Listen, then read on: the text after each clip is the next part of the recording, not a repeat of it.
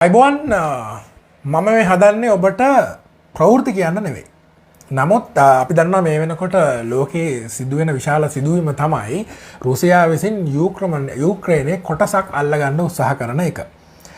ඒ කොටසක් අල්ලගන්න උත්සාහ කරන එක මත විශාල වශයෙන් මතඵල වෙන්න පරගෙන තියෙනවා. විශාල වශයෙන් ප්‍රවෘත්ති පළ වෙනවා. මේ සියලු දේවල් අතර අපි කොහොමද මේක කියවා ගන්න, මේක තේරුම් ගන්න, අපි කොහොමද මේක අර බිග් පික්චර් එක දකින්නේ? නිකන් රුසියාවයි යුක්‍රේනය අතර ගැටුමකට වඩා නැත්නම් රුසියාවයි නේටෝ එක අතර ගැටුමකට වඩා මේකෙන් කොහොමද අපි ලෝකය කියවා ගන්නේ? එහෙම නැත්නම් කොහොමද මේක ලෝකයේ ඉදිරි ගමනට බලපාන්නේ, ලෝකය කොහොමද මේ හින්දා වෙනස් වෙන්නේ කියන කාරණාව අපි ඇනලයිස් කරලා බලන්න ඕනේ.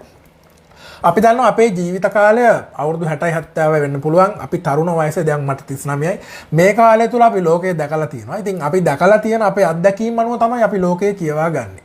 ඒ හින්දා අපි හිතනවා මේ අපේ ජීවිත කාලය තුල අපි දැකපු ලෝකයම විතරයි ඉස්සරහට යන්නේ කියලා. හැම නැත්නම් අපි වැඩිපුර අධ්‍යයනය කළේ නැත්නම් ඉතිහාසය මොකද උනේ, දැන් ඇයි එහෙම වෙන්නේ, එහෙනම් ඒ අනුව කොහොමද අනාගතේ කියවා ගන්න කියන එක අපිට මන බලන්න, අපිට ගොඩාක් කරුණු හොයලා බලන්න වෙනවා. එහෙම නැත්නම් අපේ ජීවිත කාලය කුඩායි, ඒ කුඩා ජීවිත කාලේ ලැබපු අත්දැකීම් වලින් විතරක් ලෝකය කියවා ගන්න අමාරුයි. ඒ හින්දා තමයි වැදගත් වෙන්නේ මේකේ බිග් පික්චර් එක බලන්න. මම උත්සාහ කරන්නේ ඔබට මේ ප්‍රවෘත්ති ප්‍රකාශයක් ඉදිරිපත් කරන්න නෙවෙයි මොකක්ද මේ යුක්‍රේනයේ රුසියාවේ වෙන්නේ කියලා. නමුත් ඒ වෙන සිදුවීමෙන් අපි කොහොමද ඉස්සරහට ලෝකය දිහා බලන්නේ කියලා. අපි දන්නවා අපේ ජීවිත කාලය ඇතුළත අපි දකින්න ලොකුම යුද්ධය ඇති වෙන්නේ දෙවන ලෝක යුද්ධය. දෙවන ලෝක යුද්ධයෙන් පස්සේ ආයේ ලෝක යුද්ධයක් මට්ටමට යන ලොකු විශාල යුද්ධයක් තවමත් ලෝකයේ ඇති වුණේ මේ කාලය තුල ඇත්තටම ලෝකය පුරා ආසන්නව තැනින් තැන යුද්ධ තිබිලා තියෙනවා. ආසන්නව 75ක් 80ක් අතර ප්‍රමාණයක්. පොඩි යුද්ධ ගත්තත් සාමාන්‍යයෙන් සාපේක්ෂව වියට්නාම් යුද්ධය වගේ නැත්නම් කොරියානු යුද්ධය වගේ ලොකු විශාල යුද්ධ ගත්තත් දෙවන ලෝක යුද්ධයේ ඉඳලා අද මේ වෙනකන් ලෝකය පුරා යුද්ධ 75ක් 80ක් විතර ප්‍රමාණයක් තිබිලා තියෙනවා. අපේ තිබ්බ LTT යුද්ධෙත් එයින් එකක්. ඉතින් ලෝකෙ කොච්චර මේ විදිහට කුඩා යුද්ධ තිබ්බත් ඒවා ලෝක යුද්ධයක් බවට පත් වෙන්නේ නැහැ. ඒක සාපේක්ෂව ලෝකය විශාල වශයෙන් මේ සාමය පැවති කාලයක් විදිහට මේක සලකනවා. මේ කාලයට අපි කියනවා මේ පැක්ස් ඇමරිකානෝ කාලය කියලා. ඒ කියන්නේ පැක්ස් කියන එකේ විශාල වශයෙන් තේරුම තමයි මේ පීස් එක පවත්වා ගත්ත ඇමරිකානු ආධිපත්‍ය හින්දා. ඇමරිකාවේ බලය හින්දා එයා ගෝලීයව සාමය පවත්වා ගන්න විශාල ලෝක යුද්ධ මට්ටමට ඇති වෙන්නේ නැති වෙන්න, නමුත් තමන්ගේ ආධිපත්‍ය පතුරවන පුංචි යුද්ධ විදිහට විතරක් ඒක පවත්වා ගන්න. ඒකට තමයි මේ පැක්ස් ඇමරිකානෝ කාලය කියන්නේ. ඒ යුගය තමයි අපි ලෝක යුද්ධයක් නැතුව සාමය විදිහට අත්දකින්න. හැබැයි මේ තත්ත්වය වෙනස් වෙන්න ගන්නවා. අපි බලමු මම ඔබව අරගෙන යනවා මධ්‍යකාලීන යුගයට. ඒ කියන්නේ අපි ගමු 1505 දිනේ ලංකාවට පෘතුගීසීන් එන්නේ. ඒ පෘතුගීසීන් එන්න හේතු වෙන්නේ යුරෝපයේ ඒ වෙනකොට ඇති වෙලා තිබුණු අර සොයා යාමේ යුගයේ හින්දා. ඒ කියන්නේ ඒගොල්ලෝ යුරෝපයෙන් පිට වෙනත් ලෝකයේ ඇති වෙනත් රටවල් වලට ගිහින් සම්පත් යුරෝපයට අරන් එන ට්‍රෙන්ඩ් එකක් ඇති වුණා. මේගොල්ලන්ට තේරුණා යුරෝපයට තියෙනට වඩා අනිත් තැන් වල සම්පත් තියෙනවා. ඒවා හොයාගෙන යන්න ඕන. සොයා යාමේ යුගය පටන් ගත්තා යුරෝපයේ 1505 තමයි හින්දා පෘතුගීසීන් ලංකාවට එන්නේ. මේ කාලේ ඉඳන්ම ලෝකය ක්‍රමක්‍රමයෙන් වෙනස් වෙච්ච හැටි බලපානවා. අද දක්වා තේරුම් ගන්න ඕන නම් 1505 දී පෘතුගීසීන් යුරෝපයේ ඉඳලා ලංකාවට ආවට ඒගොල්ලෝ ලෝකයේ අධිරාජ්‍යයක් හදලා තිබ්බේ නැහැ. ඒ කාලේ 1500 ගණන් වල යුරෝපයේ අධිරාජ්‍ය වගේ තිබුණේ ස්පාඤ්ඤ, ප්‍රංශය ඇතුළු මේ යුරෝපය පාලනය කරපු පවුල් වල තමයි තිබ්බේ. වෙනකොට රටවල් විදිහට වෙන් වෙලා තිබ්බේ නැහැ යුරෝපය. ඒ යුරෝපයේ තිබ්බ යම්කිසි පවුල් බලයක් හින්දා ඒ කාලේ රජ කාලේ තිබ්බ පවුල් වලින් තමයි යුරෝපය පාලනය වෙන්නේ. ඉතින් වැඩිපුර බලයක් ස්පාඤ්ඤ සහ ප්‍රංශය සතුව පැවතෙනවා. 1648 වෙනකොට ඇති වෙන මේ 30 years war අවුරුදු 30ක් යුද්ධ කරලා තමයි ස්පාඤ්ඤේ ප්‍රංශයේ බලය ගැලවිලා ගිහිල්ලා ලන්දේසීන් අතරට ওই බලය එන්නේ. ලන්දේසීන් කියන්නේ අපි දන්නවා දැන් නෙදර්ලන්තේ අතරට ඇම්ස්ටර්ඩම් නුවරට බලය එනවා. ඒ කියන්නේ ලොකු යුද්ධයකට පස්සේ තමයි අර යුරෝපයේ තිබ්බ මූලික බලකඳවුර බිඳිලා වෙන තැනකට බලය එකතු වෙන්නේ. මේ 1648 දී ඇති කරගන්න ලෝකෙ මුල්මම අපි කියන්න පුළුවන් ඒක මේ රාජ්‍යයන් වලට ස්වෛරීත්වය හඳුන්වා දෙන මුල්ම ගිවිසුම විදිහට අපි කියන එකට Treaty of Versailles Treaty of Westphalia Treaty of Westphalia කියන සාම ගිවිසුම ඇති කරගන්නවා. ඒ සාම ගිවිසුම ඇති කරගන්නේ මොකද සටන් කර වෙළඳාම් කරලා ලාභ උපයන්න බැරි හින්දා යම් කිසි රටවල් ස්වෛරී රටවල් විදිහට හඳුනා ගන්න ගිවිසුමක් ඇති වෙනවා 1648 දී. එතන ඉඳලා ලෝකේ යන්තාක් දුරකට සාමය පවත්වා ගන්නවා. තැනින් තැන කුඩා යුද්ධ ඇති වෙනවා. මේ තත්ත්වය නෙදර්ලන්තේ එහෙම නැත්නම් මේ ලන්දේසීන්ගේ බලය අභිබවා ගිහිල්ලා ඉංග්‍රීසීන්ගේ බලය උඩට එනකන් පවතුණා. ඉංග්‍රීසීන්ගේ බලය උඩට එන්නේ 1815 දී. ඒ කියන්නේ යුරෝපයේ තවත් විශාල සටන් ගණනාවක් අපි දකිනවා ඉංග්‍රීසි විප්ලවය ඊට පස්සේ ප්‍රංශ විප්ලවයට පස්සේ අපි කියනවා නැපෝලිනික් වෝස් ප්‍රංශයේ ඇති වෙන අලුත් අධිරාජ්‍ය නැපෝලියන් යුරෝපයේ පුරා යුද්ධ කරනවා. ඒක 1815 දී එයා මැරුණට පස්සේ යුරෝපයට යලිත් සාමය එනවා. ඉතින් 815 දී යුරෝපයේ කට්ටිය නැවත එකතු වෙනවා. මේ දිනපු කට්ටිය නැපෝලියන්ට එරෙහිව එකතු වෙලා ඒගොල්ලෝ අලුත් සාම ගිවිසුමක් හදනවා. ඒකට තමයි කොන්සර්ට් ඔෆ් යුරෝප් එහෙම නැත්නම් කොන්සර්ට් ඔෆ් වියනා කියන්නේ. ඒ සාම ගිවිසුමෙන් ලොක්ක බවට පත් වෙන්නේ එංගලන්තය. එතකොට ලන්දේසීන් පරෙලා ඉංග්‍රීසීන් බලයට එනවා. ලංකාවෙත් අපි දන්නවා 815 දී ලන්දේසීන් අයින් වෙලා ඉංග්‍රීසීන් බලයට එනවා. ලෝක අධිරාජ්‍ය ඉංග්‍රීසීන්ගේ අතට යනවා. ඉතින් මේ ඉංග්‍රීසීන්ගේ අධිරාජ්‍ය තමයි 815 ඉඳලා පළවෙනි ලෝක යුද්ධ වෙනකන් ආසන්නව අවුරුදු 100ක සාම කාලයක් තියෙනවා. අපි කියනවා 100 years of peace. අවුරුදු 100ක සාම කාලයක් පවත්වා ගන්න. එහෙම මේ පුංචි යුද්ධාවට විශාල වශයෙන් ලොකු යුද්ධ ඇති වෙන්නේ නැහැ. ඒ කාලය තුල ඉංග්‍රීසීන්ගේ අධිරාජ්‍ය ඉංග්‍රීසීන්ගේ බල පරාක්‍රමයෙන් හින්දා යාට පුළුවන් වෙනවා ලෝකයේ යම් තාක් දුරකට තමන් ලොක්ක වෙලා සාමය පවත්වාගෙන යන්න. 815 පටන් ගන්නක 914 දී පළවෙනි ලෝක යුද්ධෙන් නැති වෙලා යනවා. ඉතින් අපි දන්නවා පළවෙනි ලෝක යුද්ධය ලෝක යුද්ධයක් බවට පැතිරිලා යන්න හේතුව තමයි ඒ වෙනකොට ලෝකේ පුරා යවන්න පුළුවන් නැව් හැදිලා තිබ්බා, ගුවන් යාන හැදිලා තිබ්බා. සාමාන්‍යයෙන් අර ගෝලීයකරණයේ මූලික අවස්ථාව තිබ්බා. ලෝකයේම එකක් තනි දෙයක් විදිහට සම්බන්ධ වීමේ හැකියාව යම් තාක් දුරකට තිබුණා. ඒක පළවෙනි ලෝක යුද්ධය දක්වා විශාල යුද්ධයක් විදිහට මේ බල අරගල යන්නේ. සාමාන්‍යයෙන් ලෝක ප්‍රබලයක් ඉඳගෙන එයාව පහු කරගෙන දෙවෙනි එක්කෙනා ඉස්සර වෙන්න යනකොට තමයි මේ තත්ත්වය ඇති වෙන්නේ. අපි දකිනවා සාමාන්‍ය ලෝකේ පළවෙනි කාර්මික විප්ලවය කියන්නේ 1750 ඉඳලා 800 දක්වා වෙච්ච එක. ඒක එංගලන්තයේ සිද්ධ වෙන දෙවෙනි කාර්මික විප්ලවය ඇමරිකාවේ සිද්ධ වෙන්නේ. ඒ ඇමරිකාවේ සිද්ධ වෙන එකෙන් තමයි 850 ඉඳලා 900 දක්වා ඒ කාලේ තමයි ලෝකේ මෝටර් කාර් එක පවා හොයාගන්නේ. ඒ කියන්නේ අපි දකිනවා ගල් අඟුරු වල තිබ්බ බල ශක්තිය තෙල් වලට පරිවර්තනය වෙනවා.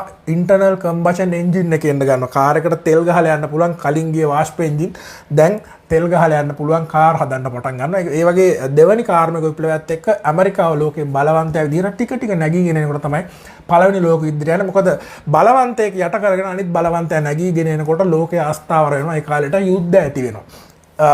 පළවෙනි ලෝක යුද්ධයෙන් පස්සේ පැරිසියේ තියෙනවා යලිත් ඒ වගේම සාම ගිවිසුමක් අත්සන් කරනවා. ඒකට තමයි කියන්නේ Treaty of Versailles කියලා. ඒකෙන් ජර්මනිය වැරදිකරුවන් බවට හැඟෙන විදිහට තමයි තීරණය වෙන්නේ. ජර්මනිය යම් යම් කොටස් දිනපු පාර්ශව වලට අත් කරගන්නවා. අපි කියනවා ඇනෙක්ස් කරගන්නවා කියලා. ඒ හින්දාම තමයි හිට්ලර්ට පොඩි මාන්නය පිළිබඳ ගැටලුවක් එන්නේ. තමන්ගේ මව්බිම අහිමි වීම පිළිබඳ එයාගේ ඊගෝ එක හර්ට් වෙන්නේ. ඒ හින්දා තමයි ඔහු අන්තිමට දෙවන ලෝක යුද්ධය දක්වා ලෝකේ අරගෙන යන්නේ. දෙවන ලෝක යුද්ධයෙන් පස්සේ බ්‍රිතාන්‍ය සම්පූර්ණයෙන්ම ණය වෙච්ච දුර්වල වෙච්ච ජාතියක් බවට පත් වෙලා ඒගොල්ලෝ අධිරාජ්‍ය පවත්වාගෙන යන්න බෑ. කඩාගෙන වැටෙනවා. ඇමරිකාව තමන්ගේ අධිරාජ්‍ය එතනින් අල්ල ගන්නවා. ඇමරිකාව අරගෙන එන අලුත් ලෝක සාම ගිවිසුම තමයි යුනයිටඩ් නේෂන් එක කියන්නේ. යුනයිටඩ් නේෂන් එක ඇත්තටම මූලික අවස්ථාව තමයි මේ ලීග් ඔෆ් නේෂන් කියන එක. ඒක පළවෙනි ලෝක යුද්ධයෙන් පස්සේ කරලියට ගෙනාවත් ඒ වෙනකොට ඇමරිකාවේ තරම් ප්‍රබල නැති හින්දා ලීග් ඔෆ් නේෂන් එක ක්‍රියාත්මක කරන්න වෙන්නේ නැහැ. හැබැයි දෙවන ලෝක යුද්ධයෙන් පස්සේ බ්‍රිතාන්‍ය සම්පූර්ණයෙන් ණය වෙලා ඇමරිකාවෙන් ණය අරගෙන ජීවත් වෙන මට්ටමට ඒගොල්ලෝ පත් වෙනවා. යුනයිටඩ් නේෂන් එක ක්‍රියාත්මක වෙනවා. එතන ඉඳලා තමයි ඇමරිකාව හදපු අලුත් වර්ල්ඩ් ඕඩර් එක පටන් ගන්න. ඇමරිකාව ලොක්ක වෙලා එයා හදපු වර්ල්ඩ් ඕඩර් එක UN එක හරහා යන IMF එක World Bank එක ඊළඟට පත් වෙන World Trade Organization එක මේ සියලු දේවල් හැදිලා අපි ඒවට කියන මේ Bretton Woods Institution කියලා. මේවා හරහා ඇමරිකාවේ බල පරාක්‍රමය තමයි යා පාවිච්චි කරන්නේ. හැබැයි යාට කැමති විදිහට මේක කරන්න හම්බෙන්නේ නැහැ. දැන් අපේ කතාවේ රසවත්ම ටික මොකද රුසියාව සෝවියට් රුසියාව ඉතා දැවන්ත රාජ්‍යයක් විදිහට නැගීගෙන එනවා.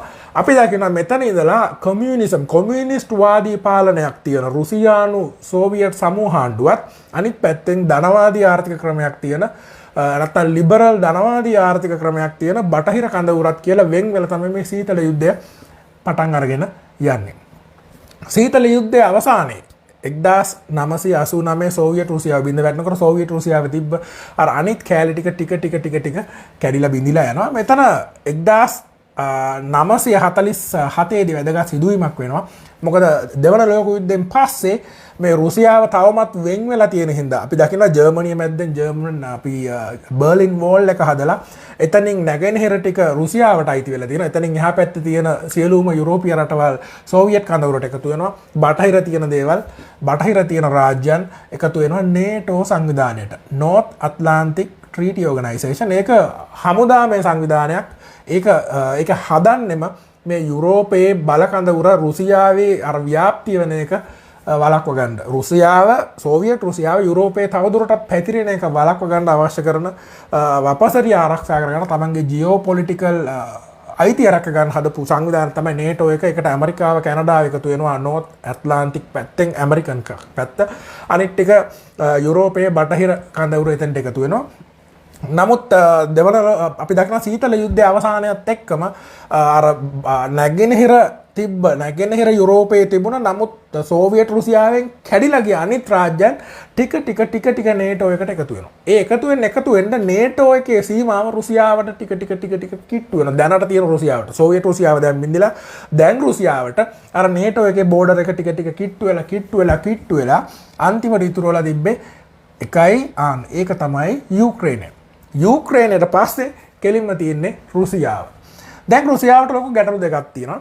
එකක් තමයි රුසියාවට අම්මා මුත්තා කාලේ ඉඳලා ඇවිල්ලා තියෙන සියලුම ආක්‍රමණයන් ඇවිල්ලා තියෙන යුක්‍රේනයේ ටිකක් උඩින් තියෙන පොඩි තැන්නක් තියෙනවා. අපි ඔකට පොඩි තැන්නක් තියෙනවා. ඒ හැරින් තමයි පෝලන්තය, හංගරිය හරහා තමයි ඔක ඇවිල්ලා තියෙන්නේ. එයා මේ පැත්ත බෝඩ් එක රකින්න ගමන් එයාට තව ගැටලුවක් තියෙනවා.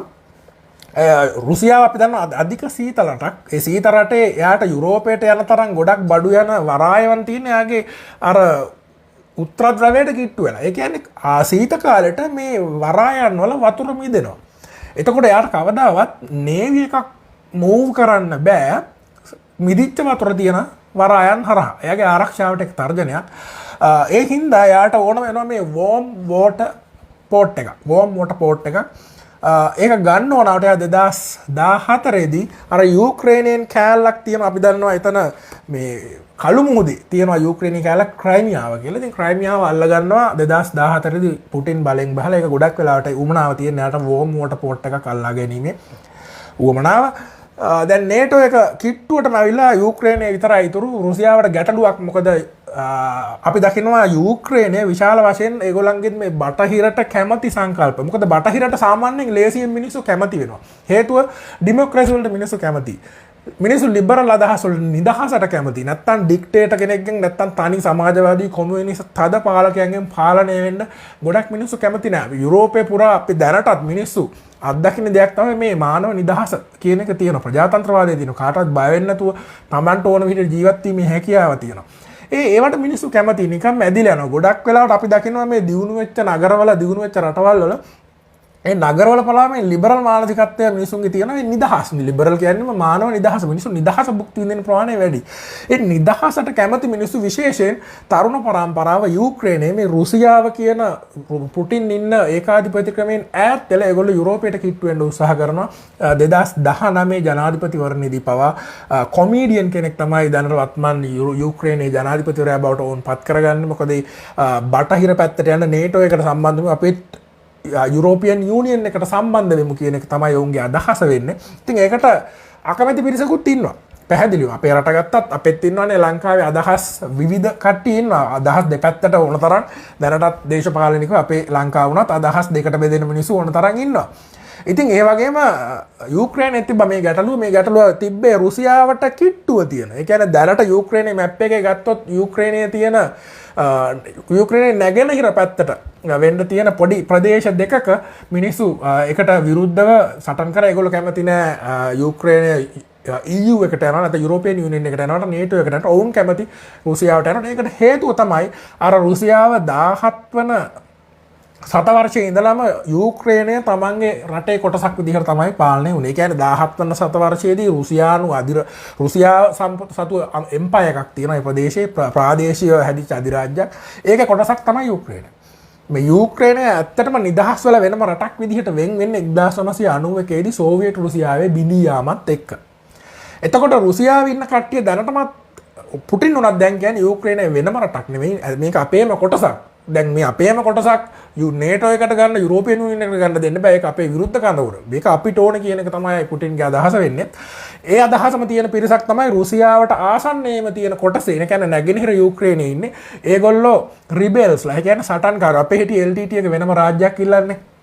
වෙනම රාජ්‍යයක් ඉල්ලනවා. ඒගොල්ලෝ දෙමළ තමිල්නාඩුවට කිට්ටුයි නිකන් ඔය වගේ පොඩි සිද්ධියක් තමයි ඔතන තියෙන්නේ. ඉතින් යුක්‍රේනයෙන් ගැලවිලා ඒගොල්ලන්ට ඕන වුණා රුසියාවත් එක්ක සම්බන්ධයෙන් නැත්නම් යුක්‍රේනය රුසියානු කලාපයෙන් ගැලවිලා නේටෝ එකට යන එක වළක්ව ගන්න මේ රිබෙල්ස්ලා කටයුතු කරා.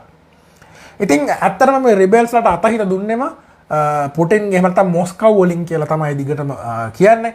ඉතින් ඔය තත්ත්වය එතන තියෙද්දී අපි බලන්න ඕනේ දැන් රුසියාව කියන එක දැන් ලෝකේ අර සෝවියට් රුසියාව තිබ්බ තරම් ලොකු ලෝක බලවතෙක් නෙවෙයි. ලෝක බලවන්තයෙක් නෙවෙයි. මොකද සෝවියට් රුසියාවට පස්සේ රුසියාව කියන එක බොහොම කුඩා රාජ්‍යයක් බවට පත් වුණා. නමුත් තවමත් ඔවුන් සතුව විශාල වශයෙන් නියුක්ලියර් බෝම්බ තියෙනවා. නියුක්ලියර් අපි කියනවා මේ නියුක්ලියර් ආම්ස් තියෙන වැඩි. ඒ හින්දා ඒගොල්ලෝ ලෝකේ දැනට අර මොඩරේට් පවර් එකක් මොඩරේට් ග්ලෝබල් පවර් එකක් විදිහට තාමත් ඉන්න විශේෂයෙන් පුටින්ගේ නායකත්වයට යටතේ. හැබැයි ඔවුන්ගේ ඩෙමොක්‍රසි තියෙන ඡන්ද තිබුණට විපක්ෂයක් පවදාවත් පවතින්න දෙන්නේ නැහැ. පුටින් ඒක මර්ධනය කරනවා. ඡන්දවලදී බොහොම සාධාරණ නොවන ක්‍රම තියෙනවා කියලා ප්‍රසිද්ධියේ පිළි අරගෙන තියෙනවා. ඒ වගේම ඔහු අපි දන්නවා දැන් අවුරුදු ගානක් තිස්සේ පුටින් තමයි ඒකේ පාලකයා. ඉතින් අවුරුදු 20කට තව එයාගේ නායකත්වය දික් කරගෙන තියෙනවා. ඒ හින්දා රුසියාවේ වත්මන් තරුණ පරම්පරාව ඒකට එච්චර කැමති නැහැ. මොකද ඔවුනුත් කැමති ලෝකෙ දකින්නකොට නිදහස අරගෙන යන්න. හැබැයි ඒ වගේම සාමාන්‍යයෙන් රටක දේශපාලනය දෙකට බෙදෙනකොට අර කන්සර්වැටිව් අදහස් තියෙන තද පාලකයෙක් යටතේ ඉන්න තද දේශපාලනයක් යටතේ ඉන්න පෑගිලා ඉන්න කැමති මිනිස්සුත් තාමත් රුසියාවේ වුණත් ඉන්නවා. ඉතින් කවුරුත් කියන්න බෑ මම රුසියාවේ කෙනෙක්ව දන්න ඒගොල්ලෝ කැමති නෑ පුටින්ට. නැත්නම් ඒගොල්ලෝ කැමති පුටින්ට. මොකද ඕන්නම් දෙපැත්තෙම කට්ටිය ඉන්නවා. අපේ ලංකාව ගත්තත් දැනට අර පක්ෂර කට්ටියත් මේ පක්ෂර කට්ටියත් ඉන්නවා. එහෙනම් එහෙම එක එක්කෙනා කියන අදහස් අනුව ඒක ලොකුවට ගන්න එපා. ඉතින් දැන් පුටින්ට ඕන වෙනවා යුක්‍රේනය EU එකට සම්බන්ධ වෙන එක, නේටෝ එකට සම්බන්ධ වෙන එක නවත්තන්න. මොකද සම්බන්ධ වුණොත් එහෙම ඇමරිකානු බෝඩර් එකක්ම තමන්ගේ සීමාවට එනවා කියලා එයාගේ ආරක්ෂක ලේකම් පවා අදහස් ප්‍රකාශ කරලා තියෙනවා. යුක්‍රේනය නේටෝ එකට සම්බන්ධ වුණා කියන්නේ රුසියාවේ ආයිනටම ඇමරිකන් බෝඩර් එක එනවා කියලා ඔහු ප්‍රකාශයක් නිකුත් කරලා තියෙනවා. මොකද නේටෝ එකට සම්බන්ධ වුණොත් අපි දන්නවා නේටෝ කියන්නේ හමුදාමය සංවිධානයක්. ඒකේ කොටසක් වීම තුළ ඇමරිකාවේ හමුදාවලට අයිතිය නිදහස ලැබෙනවා. යුක්‍රේනයේ ගොඩබිමට ඇවිල්ලා තමන්ගේ ආයුධ ස්ථානගත කරන්න. ඒක තමයි එතන තියෙන ලොකුම ගැටලුව. හරි, ඔය ගැටලුව ඔහම තියෙද්දී අපි දැන් බැලුවොත් දැන් මේ තත්ත්වයේ හින්දා දැන් පුටින් උත්සාහ කරන්නේ යුක්‍රේනයට ආක්‍රමණය කරන්න කියලා අපිට විශේෂයෙන් කරුණු ගොඩක් පළ වුණා. ඒකට හේතුව තමයි දැනට ගත්තත් යුක්‍රේනයේ තුන් පැත්තකින් නැගෙනහිරින් උතුරෙන් දකුණෙන් තුන් පැත්තකින් හමුදාව යොදවලා තියෙනවා 1,80,000කට වැඩි බට ප්‍රමාණයක් යුක්‍රේනය වට කරගෙන ඉන්නවා. ඒ කියන්නේ පුටින්ගේ මේ හමුදාව කොච්චර ප්‍රබලද කියනවා නම් එයාට සාමාන්‍යයෙන් යුක්‍රේනයේ හමුදාව අභිබවයන්ට බොහොම සුළු මොහොතකින් හැකියාව තියෙනවා. මොකද යුක්‍රේනය තවමත් නේටෝ එකේ සමාජිකයෙක් නොවන හින්දා ඇමරිකාවට හෝ යුරෝපයේ අනිත් හමුදාවලට හැකියාවක් ලැබෙන්නේ නැහැ. ඍජුවම මැදිහත් වෙලා යුක්‍රේනය බේරගන්න. ඉතින් මේක බේරගන්න උත්සාහ කරන ක්‍රමය තියෙන්නේ මේ ආර්ථික සම්බාධක පනවනවා කියන කාරණාව මත. මේ ආර්ථික සම්බාධක වලටත් පුටින් ලෑස්ති වෙලා ඉන්න. මොකද 2014 දී මම කලින් කිව්වා වගේ පුටින් ගිහිල්ලා අර ක්‍රයිමියාව අල්ලගන්නකොට හොට් වෝටර් පෝට් එක අල්ලගන්නකොට ක්‍රයිමියාව අල්ලගන්නකොට සාමාන්‍යයෙන් ආර්ථික සම්බාධක දැම්මා. පුටින් දන්නවා ආයි මේ වගේ වැඩක් කරොත් ආර්ථික සම්බාධක මෙතනදී වැටෙනවා කියලා. ඉතින් එයා ඒකට කලින් ඉඳන්ම 2014 ඉඳන්ම ලෑස්ති වුණා. දැන් ඒක කොහොමද අපි කියන්නේ ලෑස්ති වුණා කියලා? මෙන්න මේ වගේ. රුසියාව සතුව මේ වෙනකොට විදේශ සංචිත අපි දන්න විදේශ සංචිත නිතර ඇහෙනවා ලංකාවේ මේ වෙනකොට විදේශ සංචිත තියෙනවා ඩොලර් වලින් වටිනාකම සම්පූර්ණයෙන් බිලියන 630ක්. බිලියන 600ක් විදේශ සංචිත තියෙනවා. මේ බිලියන 600 තිය මෙයා ඩොලර් විදිහට තියාගන්න නැතුව මෙයා ඒක ටික අවුරුදු 6ක් 7ක් තිස්සේ රත්තරන් වලට මාරු කරලා තියෙනවා. ඉතින් මෙයාගේ තියෙන විදේශ සංචිත වලින් තොගයෙන් ඩොලර් US ඩොලර් විදිහට තියෙන්නේ 119ක් විතරයි. 16ක් විතරයි. 16ක් විතරයි. අනුත් 84ම තියෙන රන් සංචිත විදිහට. Russian gold. හරි. එතකොට මේක 2014 විතර ගත්තාම 140ක්ම තිබ්බේ ඩොලර් වලින් රුපියල් කියන්නේ ඩොලර් කියන US ඩොලර් වලින් තිබුණේ. නමුත් දැන් ඒක 116 දක්වා අඩු කරගෙන තියෙනවා. ඊට අමතරව යුරෝපයට නැතුව යුරෝපයට ඇමරිකාවට වගේ නැතුව තමන්ගේ බාණ්ඩ අපනයනය කරන්න වෙනත් ට්‍රේඩ් රූට් සහ ට්‍රේඩ් පාර්ට්නර්ස්ලා යා හොයාගෙන තියෙනවා. වෙනම පේමන්ට් මෙතඩ්ස් හදාගෙන තියෙනවා. එයාගේ බජට් එක පවා යා පොඩි කරලා තියෙනවා. සැන්ක්ෂන් දැම්මොත් බැරි වෙලාවත් ඒවට මුහුණ දෙන්න අවශ්‍ය කරන වටාපිටාව යා මේ කාලය පුරාවටම හිමින් අවුරුදු 6ක් තිස්සේ හදාගෙන තමයි මේ තත්ත්වයට අද මුහුණ දෙන්න ඔය ලෑස්ති වෙලා තියෙන්නේ. එහෙනම් මේක දැන් හිතලා හදිස්සිය කරපු වැඩක් නෙමෙයි. ඉතින් අපි අර කිව්වා වගේ සාමාන්‍යයෙන් ලෝකේ අධිරාජ්‍යයක් ඇතිවෙන්න පටන් අරගන්නවා කාලයක් එක්ක හැදිලා යනවා එක මොහොතක ඉන්නවා ලෝකේ ලොක්කා වගේ පීක් එකට ඇවිල්ලා ඊට පස්සේ ටික බහැලා යන්න ගන්නවා. බහැලා යනකොට දෙවනියට ඉන්න එක්කනේ ආ විස්තර කරගෙන යනවා. ඕක රටාව ඕක පැටර්න් එකක්. මම කලින් පැහැදිලි කරා ලන්දේසීන්ගෙන් ඉංග්‍රීසීන්ට ආව ඉංග්‍රීසීන්ගෙන් ඇමරිකාවට ආව. දැන් ඇමරිකාව ඉන්නේ ඩික්ලයින් එකේ බැහැගෙන යන කාලේ. බලන්න ඇමරිකානු රජය මේ වනකොට ඩොලර් ට්‍රිලියන 30ක් ණයයි ගවර්න්මන්ට් ඩෙබ්ට්ස් සවරින් ඩෙබ්ට්ස් තියෙනවා. රාජ්‍ය ණය තියෙනවා ඩොලර් ට්‍රිලියන 30ක්. ඒ විතරක් නෙමෙයි ඒගොල්ලන්ගේ ඉන්ෆ්ලේෂන් එක උද්දමනය 7.5ට අවිල්ලා තියෙනවා. ඒ කියන්නේ මේ වෙනකොට ඒගොල්ලොත් අධික ලෙස ණය ලබා ගන්නවා. ඒ වගේම මුදල් අච්චු ගහනවා. මුදල් අච්චු ගහනවා, ණය ලබා ගන්නවා, ටැක්ස් ගහනවා කියන ට්‍රයඩ් එක. ඔක නිකන් ටොක්සික් ට්‍රයඩ් එකක් හින්දා සාමාන්‍ය මේ වෙනකොට රාජ්‍ය ඩික්ලයින් වීමට පටන් අරගෙන තියෙනවා. අපි මේක පැහැදිලිව දකිනවා ඇෆ්ගනිස්තානයේ තුළ වෙන සිදුවීමෙන්. ඇෆ්ගනිස්තානයෙන් අපි දන්නවා ඇමරිකානු හමුදා ටික වැඩ කරලා අන්තිමට ඉවත් වෙලා යන තත්ත්වයක් වෙනවා. මොකද ඊට පස්සේ තලයිබාන්ලා එක ඇවිල්ලා නිකන් මල්ල ගන්නවා. තලයිබාන්ලාගේ පිටිපස්සේ ඉන්නේ චීනය කියලා කවුරුත් පැහැදිලිව දන්නවා. ඉතින් එතනදී ඇමරිකාව පසුබැස යාමක් සිද්ධ වෙන්නේ. එතනින් පස්සේ ඇමරිකාව දුර්වල වෙන්න පටන් ගත්තා කියන එක මේ ගෝලීය දේශපාලනය තුළ දැනෙන්න ගත්තා. ඒක රිසර්ච් වලින් පවා ඔප්පු කරලා තිබ්බා ඊට කලින් ඔබාමාගේ පාලන කාලයේ ඉඳලම. විශේෂයෙන් ඇමරිකාව ඩික්ලයින් ඇමරිකාවේ පීක් එක ඇමරිකානු අධිරාජ්‍යයේ පීක් එක ඉන්නේ 1960 දශකයේදී. 60 දශකයෙන් පස්සේ 71 72 වෙනකොට වියට්නාම් යුද්ධය එන්න පටන් ගන්නවා. එතන ඉඳලා ඉන්ෆ්ලේෂන් එක වැඩි වෙනවා, ණය වෙන්න පටන් ගන්නවා, ඩික්ලයින් එක පටන් අරගෙන තියෙනවා. මම ඊට කලින් පේජ් එකේම ඒකට සම්බන්ධ ලිපියක් පළ කරලා ඒක ප්‍රස්තාරය තියෙනවා කෙනෙකුට බලන්න පුළුවන්. ඊට පස්සේ 1970 දශකයේ වියට්නාම් යුද්ධයෙන් පස්සේ ඩික්ලයින් වෙන්න ගන්න ඇමරිකාවට ලොකුම අමාරුව වෙන්නේ 2008 එන අපි දන්නවා මේ ග්ලෝබල් ෆයිනෑන්ෂියල් ක්‍රයිසිස් එක. ආර්ථික අවපාතනයක් එනවා. ඒක ගෝලීයව දැනෙනවා ඇමරිකාවේ ඇති වෙන හවුසින් බබල් එකේ හින්දා. එතනින් පස්සේ ඇමරිකාවේ කඩා වැටීම ඉතාමත්ම වේගවත්. ඉතින් මේ දේවල් ලෝකේ බලාගෙන ඉන්නවා. ඔබට මතක නම් ඇමරිකාව සීතල යුද්ධයෙන් පස්සේ 1991න් පස්සේ ගත වෙච්ච දශකයකමාරක කාලය ලෝකේ ඡණ්ඩිය වගේ පොලිසිය වගේ මැද පෙරදිගට ඕන වෙලාවට යනවා. ඇෆ්ගනිස්තාන 2001 යනවා, 2003 ඉරානයට යනවා. ඒ විදිහට ඉරාකයට යනවා. මේ විදිහට සාමාන්‍යයෙන් මැද පෙරදිග විශාල වශයෙන් තමන්ගේ බල පරාක්‍රමය පතුරවනවා. ඒ වගේම දකුණු ඇමරිකාව තුල වෙනිසුලාව නිකරගුවා ආදී විශාල රාජ්‍යයන් රාශියක තමන්ගේ බලපරාක්‍රමය විශාල විදිහට පතුරවනවා. සමහර වෙලාවට ඍජු ආක්‍රමණ, සමහර වෙලාවට ජනාධිපතිලාව CIA එකෙන් ධම්මලා මරණය වෙනවා. ඒ වගේ කුමන්ත්‍රණ සහ යුද්ධ හරහා ඇමරිකාව තමන්ගේ බලපරාක්‍රම කිසි ප්‍රශ්නයක් නැතුව පතුරවනවා. ඒ කාලය තුල 1991 ඉඳලා 2005 විතර දක්වා. මොකද එයාට චැලෙන්ජ් එකක් කරන්න කවුරුත් නැහැ. එයාට එපා කියන්න කෙනෙක් නැහැ. එයාව බය කරන්න කෙනෙක් නැහැ. නමුත් ඊට පස්සේ ක්‍රමක්‍රමයෙන් චීනය ගොඩ නැගිලා ඇවිල්ලා තියෙනවා ලෝක බලවතාවෙන්න එයාට චැලෙන්ජ් කරන්න මට්ටමකට. දැන් අපි ඉන්නේ මේ පරිවර්තන කාලයක. මේ පරිවර්තන කාලය තමයි ඇමරිකානු බලය අඩු වෙලා ගිහිල්ලා චීනය ලෝක බලවතාව විදිහට මාරු වෙන මේ පරිවර්තන යුගයේ අපි ඉන්නේ. මේක අනිවාර්යයෙන්ම වෙන පරිවර්තනයක්. ලෝකෙ මෙච්චර කල් වෙච්ච පරිවර්තන වගේ. ඒ පරිවර්තන යුගය සාමාන්‍යයෙන් මේ විදිහට ලෝක බලවතා මාරු වෙන්නෙම යුද්ධ ඇති වෙන කාලයක් හරහා. යුද්ධ ඇති වෙලා තමයි එහෙම වෙන්නේ. මොකද යුද්ධයක් හින්දා අර හිටපු බලවතා දුර්වල වෙලා බිඳිලා යනවා. අලුත් එක්කෙනා නැගලා යන්න උත්සාහ කරනවා. ඉතින් මේ මහිතන පුටින් මේක බලාගෙන ඉන්නවා යාටත් අවශ්‍යයි අර මොකද දෙවන සීතල යුද්ධේ පරාජය වුණාට පස්සේ තමන්ගේ රාජ්‍යයෙන්ම කොටස් වෙන රටවල් විදිහට වෙන් වෙලා යනවා. ඒක නැවත ලබා ගැනීම උවමනාවක් ඔහුට තියෙනවා. ඒ වගේම තමයි මෙතන කියවා ගත යුතු දේශපාලනයක් තියෙනවා. රුසියාව චීනය කියන්නේ කලින් හිටපු කොමියුනිස්ට් රටවල්. අපි දන්නවා ලෝකේ කොමියුනිස්ට් වාදය කාල් මාක්ස්ගෙන් පටන් අරගෙන ඇවිල්ලා ඒක හොඳටම ඇප්ලයි කරන්න ගත්තේ සෝවියට් රුසියාවෙන්. ඔක්තෝබර් විප්ලවය 1917න් පස්සේ රුසියාවේ බලය අල්ලගෙන ලෙනින් ඇතුළු ඒගොල්ලන්ගේ රුසියානු කොමියුනිස්ට් පක්ෂය ඊට පස්සේ ඒක ස්ටාලින්ගේ අතට යන 1922 දී 53 දී තමයි ස්ටාලින් මැරෙන්නේ. ඉතින් මේ අතරේ තමයි රුසියාවේ කොමියුනිස්ට් පක්ෂය හරහාම තමයි ඒක මව් පක්ෂය කරගෙන චීන කොමියුනිස්ට් පක්ෂය උපදින්නේ.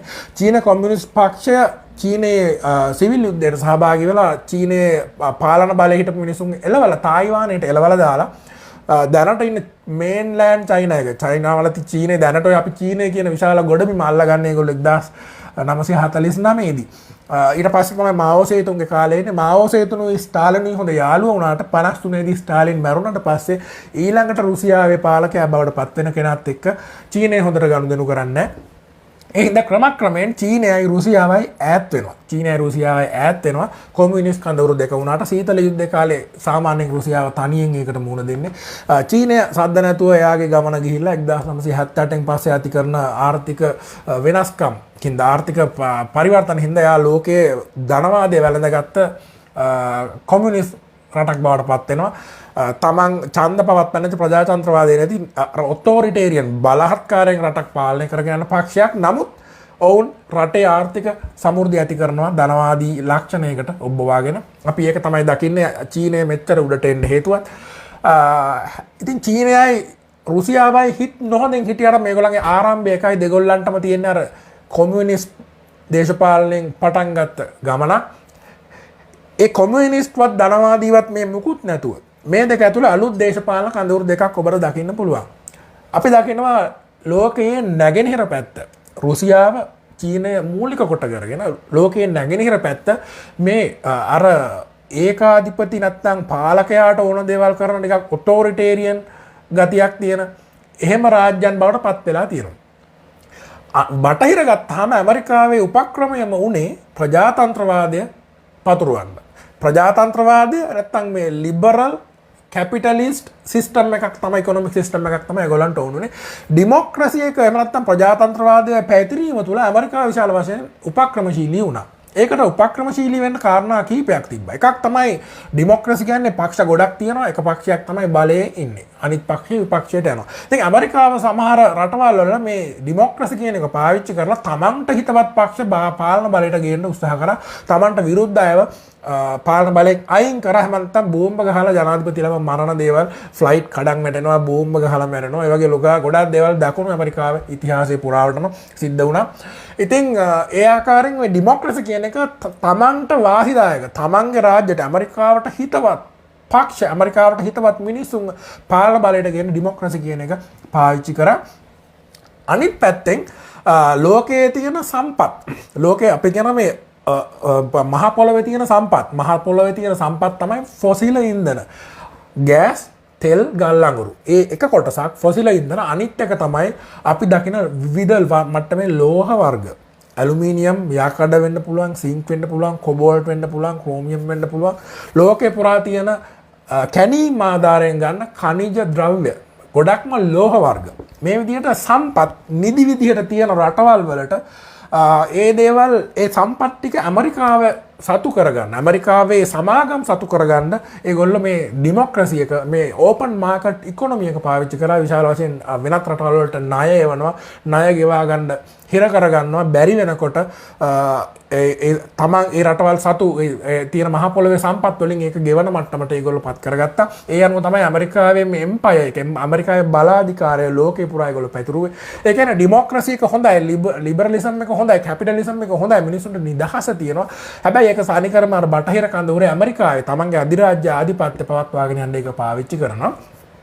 මේ තෙල් නිදි වලට නැත්තම් තමන්ගේ khනිජ නිදි වලට මේ ඩෙමොක්‍රසිය කරා ඉන්ෆ්ලුවන්ස් කරන හින්දාම ඒකට විරුද්ධව ප්‍රතික්‍රියාවක් විදිහට ලෝකයේ අනිත් රටවල්, ඇමරිකාවට විරුද්ධ රටවල් වල පාලකයම ඩෙමොක්‍රසි එක තමන් ළඟට එන එක වළක්ව ගන්න උත්සාහ කරනවා. එහෙනම් මේගොල්ලෝ තනි පාලක විදිහට ඒකාධිපති විදිහට නැගී හිටින්න උත්සාහ කරනවා. මොකද ඩෙමොක්‍රසි එකකට ගියොත් ඒ හරහා ජනතාවගේ අදහස් වෙනස් කරලා ඒගොල්ලන්ගේ මාධ්‍ය බලය පාවිච්චි කරලා රෙජීම් මාරු කරලා සල්ලි එවලා නැත්තම් ත්‍රස්තවාදී කණ්ඩායම් එවලා ඒ විදිහ ආකාරي උපක්‍රමශීලී වෙලා අර ඒ රටවල් වල ඇමරිකාවට හිතවාදී පාලනයක් ඇති කරලා ඒ රටවල් වල තියෙන ස්වභාවික සම්පත් ටික ඇමරිකාවේ වාසියට යොදවා ගන්න ඒගොල්ලෝ ඒක යොදාගත්තා.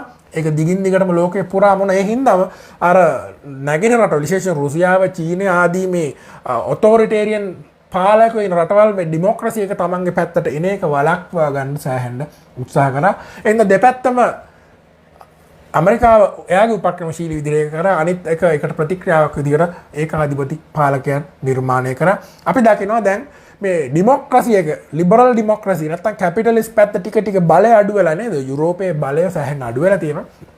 ඒ අඩු වෙච්ච කාලේ අපි දකින ඇෆ්ගනිස්තාන යුද්ධයෙන් පස්සේ ඇමරිකාව පසු බැහැලා යනවා. ඇමරිකාවේ ක්‍රෙඩිබිලිටි එක අඩු වෙනවා. ඒත් එක්කම තමයි මේ රියැක්ට් කරන්න ගන්නේ. චීනය තායිවානයට කිට්ටු කරමින් ඉන්නවා. රුසියාව යුක්‍රේනයට කිට්ටු කරමින් ඉන්නවා. නැගෙනහිර පැත්ත දැන් අර ඇමරිකාවට චැලෙන්ජ් කරන මට්ටමකට ඇවිල්ලා මේ ලෝකේ තියෙන මේ බැලන්ස් ඔෆ් පවර් සිස්ටම් එකක් බැලන්ස් ඔෆ් පවර් සිස්ටම් එක ඇමරිකාව තනියෙන් හිටපු 1991 2005 අතර කාලය වගේ නෙමේ දැන් ලෝකේ පුරා බල කඳවුරු බලය සහිත කඳවුරු රාශියක් ගොඩනැගිලා තියෙනවා. අපි දකිනවා ඒකට ප්‍රතික්‍රියාවක් විදිහට තමයි BRICS හැදෙන්නේ. BRICS කියන්නේ බ්‍රසීල්, රෂ්යා, ඉන්දියා, චයිනා ඔය කියන රටවල් එක අන්තිමට සවුත් අප්‍රිකාවත් ඒකට එකතු වෙලා තියෙනවා. අපි කියන ගෝලීය දකුණේ තියෙන කණ්ඩායම් මේ ගෝලීය උතුරේ තියෙන නේටෝ එකට එහෙම නැත්නම් බටහිර කඳවුරට එරෙහිව සංවිධානය වෙනවා. BRICS හරහා නැත්නම් G20 එක හරහා G20 එකත් හැදෙන්නේ ඒකටම ප්‍රතික්‍රියාවක් විදිහට ලෝකය මේ බලය තුලිත කරගන්න. දැන් BRICS එකේ ඉන්න රටවල් ඒ වගේම G20 එකේ රටවල් ප්‍රබල වෙලා ගෝලීය වෙළඳ පොලෙන් වැඩි කොටසක් ඔවුන් සතු කරගෙන තිබෙනවා. ඒ හින්දාම තමයි අපි දකින්නේ චීනය වඩා ප්‍රබලව ගොඩනැගීමත් එක්කම ඒක ඇමරිකාවට තනියෙන් බැලන්ස් කරගන්න බැරි හින්දාම පහුගිය වසරේ අපි දකිනවා G7 සමුළුව රැස් වෙලා ඒක චීනයට විරුද්ධ කණ්ඩායමක් බවට ඔවුන් හැසිරෙනවා. එතනදී විවිධ තීරණ ගන්නවා. ඒ හින්දා මේ ලෝකේ හැමතිස්සෙම මේ බැලන්ස් ඔෆ් පවර් සිස්ටම් එකකට යන්නේ. මොකද රටක් ඇතුලේ පොලිසියක් හිටියට හමුදාවක් හිටියට රජයක් හිටියට පාලනය කරන්න ලෝකයේ විදිහට කවුරුත් පොලිසියක්වත් රජයක්වත් පාලනය කරන්න කෙනෙක්වත් නැහැ. ඒක ඇත්තනම කැලෑ නීතිය වගේ වඩා ප්‍රබලය ලෝකේ වැජඹෙනවා තමන්ගේ බලය තහවුරු කරගන්න උත්සාහ කරනවා. ඉතින් දැන් මේ රුසියාව යුක්‍රේනයට කඩා වැදුමත් එක්කම මේක මෙතනින් ඉවර වෙන්නේ නැහැ. මේක තව යම් ආකාරයකට පැතිරෙන්න ඉඩ තියෙනවා. දැන් මේක මෙතනින් නතර වුණොත් පුටින් තමන්ගේ ගෞරවය බේරගත්තත් වෙනවා. ඇමරිකාවට ෂේප් මේක මෙතනින් එහාට පැතිරෙන්න දුන්නේ නැහැ කියලා ගෞරවය බේරගත්තත් වෙනවා. මේක මෙතනින් නැවතිලා ඊළඟ අදිරකට යන්න තව කාලයක් ගත වෙන්නත් පුළුවන්. එහෙම නැත්නම් තවදුරටත් මේක කඩාගෙන යාමක් සිද්ධ වෙන්න පුළුවන්. ඒක තීරණය වෙන්නේ මේ සංක්ෂන් වලට කොහොමද රුසියාව මුහුණ දෙන්නේ කියලා. සංක්ෂන්ස් ගත්තාම රුසියාවේ තියෙන විශාලම ධනය එන්නේ ඒගොල්ලන්ගේ තෙල් සහ ගෑස් නිදි වලින්. මම මේ ඔබට මේ පොතේ කිය පෙන්නන්නම් මේක හොඳට පෙනෙයි. මේක බලන්න මේ ඉරී කෑලි තියෙන තනිකර රුසියාවේ ඉඳලා මේ යන තෙල් නල තමයි මේ තියෙන්නේ යුරෝපේ පුරා. මේ තෙල් නල නෙමෙයි සමා වෙන ගෑස් නල. මේ ගෑස් නල යුරෝපේ පුරාම හැම ගේකටම යනකම් මේ ගෑස් අරගෙන යනවා. මම ඔබට පෙන්නන්නම් යුරෝපය සීතලයි. යුරෝපයේ ගෙවල් ඇතුළ රත් කරගෙන ඉන්නේ. අපි දකිනවා ෆිල්ම්ස් වල අර පෝරණුවක් තියෙනවා. දර දාලා පත්තු කරගෙන ගින්න තැප තමයි මිනිස්සු ගෙවල් රත් කරගන්නේ.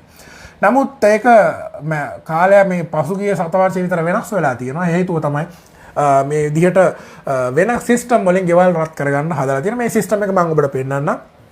මං ඉන්න ගෙදර මේ තියෙන්නේ ඔය බ්‍රොයිලර් එක. මේ මෙතන පේන්නේ බොයිලර් එක මොඩල් එකේ බ්‍රොයිලර් තියෙනවා. සාමාන්‍යයෙන් ඔබට පේනවා මෙතන මේ කලින් තිබ්බ පෝරණුවක් මේ ගෙදර හදනකොට මේ පෝරණුව මෙතන දර දාලා පත්තු කරපු එක දැන් ඒවා ඒගොල්ලෝ මොඩල් වෙනස් කරලා මෙතන බොයිලර් එකක් දාලා තියෙනවා. මේකට ගෑස් ලයින් එකක් බටේ දිගේ එනවා. බටේ දිගේ අපිට ගෙවල් වලට වතුර එනවා වගේ බටේ දිගේ ගෑස් මෙතෙන්ට එනවා. මේක ඇතුලේ වතුර හීට් කරනවා. ඒ වතුර හීට් කරලා ඒක බට දිගේම ගේ පුරා යන්න හදලා තියෙනවා. මේ තියෙන්නේ ගේ රත් වෙන එක.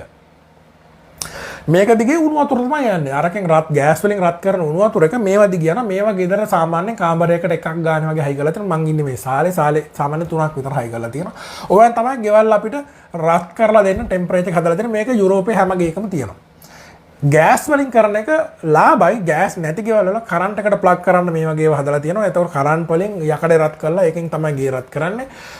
ඒක ටිකක් මිලෙන් අධිකයි. ලාභ හින්දා ගෑස් වලින් LNG රුසියාවෙන් ඉඳලා බට වලින් එන ඒවායින් ගෙවල් රත් කරන්න තමයි මේ විදිහට ගෙවල් වල රත් කරන ක්‍රමය හැදිලා තියෙන්නේ. ඉතින් මේ යුරෝපය රුසියාව මත මෙන්න මේ ගෑස් සැපයීම හින්දා ගොඩාක් ඩිපෙන්ඩන්ට් වෙලා ඉන්ටර්ඩිපෙන්ඩන්සි එකක් ඇවිල්ලා තියෙනවා. රුසියාවට වැදගත් එක විකුණලා සල්ලි හම්බ කරගන්න එක, යුරෝපයට ඒ ගෑස් ටික එන එක වැදගත්. දැන් මේ එන පයිප්ලයින් වලින් ගෑස් එවන එක නතර කරන්න යනවා යුරෝපයට. යුරෝපයට විඳවන්න වෙනවා තමන්ට ගෑස් නැතිකොට කරන්ට් එකට යන්න වෙනවා.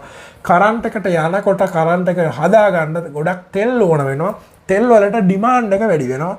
තෙල් වලට ඩිමාන්ඩ් එක වැඩි වෙනකොට තෙල් වල මිල ඉහළ යනවා. ඒකේ ප්‍රතිඵලය විදිහට ඊයේ වෙනකොටත් තෙල් බැරල් එකක මිල ඇමරිකානු ඩොලර් 99 අතරට කිට්ටු කරලා තිබුණා.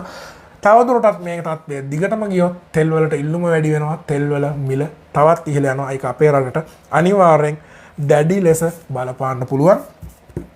එතකොට තමයි යුරෝප අපි දන්නවා ලංකාවට දැන් තියෙන ගැටලුවක් පිට රටෙන් ණය ලබා ගන්න බැරි වීම ගැන. ඇමරිකාව ඊයේ සංක්ෂන්ස් දානවා. සංක්ෂන්ස් වල දාන්නෙම මේ ඇමරිකාවේ රුසියාවේ බිස්නසස් වලට හිට් වෙන යුරෝපය ඇතුළු මූල්‍ය වෙළඳ පොලෙන් රුසියාවට අමතරව ධනය එකතු කර ගැනීම නවත්වන එක තමයි ඒගොල්ලන්ගේ එක සංක්ෂන් එකක් වෙන්නේ.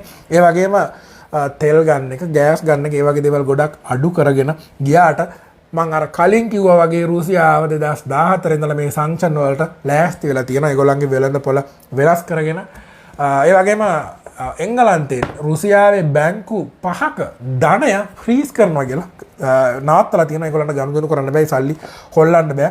මේක සංක්ෂන් ටික ටික වැඩි කරා වියන් සීමාවක් වෙනකන් බැරිම තැනක තමයි මේගොල්ලෝ ගහගන්න යන්නේ.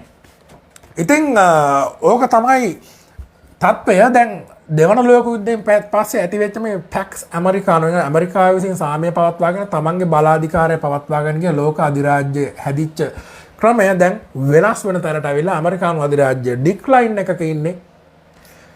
ඒ අනිත් පැත්තෙන් රුසියාවට වඩා චීනය විශාල වශයෙන් නැගීගෙන මෙතන ASCII ලොකු ගනුදෙනුවක් මෙතන අපි නොදැක චීනය කරනවා.